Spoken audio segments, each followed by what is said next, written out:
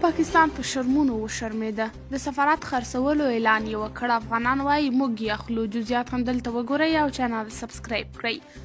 پاکستان چې د 40 کلونو راهیسې د افغانستان بربادۍ ته ملا تړلې او هڅه کوي چې افغانستان تر خپل کنټرول لاندې وساتي، که څه هم تر یوه حده کامیاب شوي، خو اوس هم افغانستان په ډیرو برخو کې د پاکستان څخه مخکې دی. تر ټولو مهمه دا چې یوه افغانۍ تقریبا 3 کلدارې کیږي.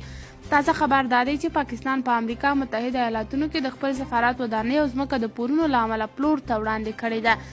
تر دې دمه درې داوطلبو د دغه سفارت ځمکې اخیستو ته زړه ښه کړی چې په دې کې تر ټولو لوړه بیه د یوې یهودي ډلې لخوا 4.8 میلیونه ډالره ټاکل شوې ده.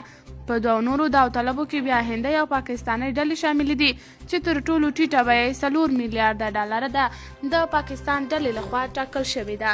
د راپورونو له مخې یاده یهودۍ ډله غواړي د دې سفارت په ځمکه کې کلیسا جوړه کړي. دغه ګام داسې مهال پورته کیږي چې پاکستان اوس مهال سخت اقتصادي ناورین سره مخ او په پورونو کې ډوب دی. د پاکستان مخکني خلع شوي صدر اعظم عمران خان د یادو پورونو پړه په مخکنیو چارواکو اچوله او د خپلې واکمنۍ په پیل کې ژمنه کړې وه چې خپل هیواد به د پورونو له ګوداله بهر کوي، خو بریالی نه شو. یو شمېر امریکا میشتي افغانان وایي چې یاد سفارت د ودانۍ پلورلو بولي کې دوی هم غواړي ګډون وکړي او په خپلو پیسو یې واخلي. قدرمنو کتونکو، تاسو د دې موضوع په هکله څه نظر لرئ؟ کمنټ کې شریک، ویډیو لایک او چینل سبسکرایب کړئ.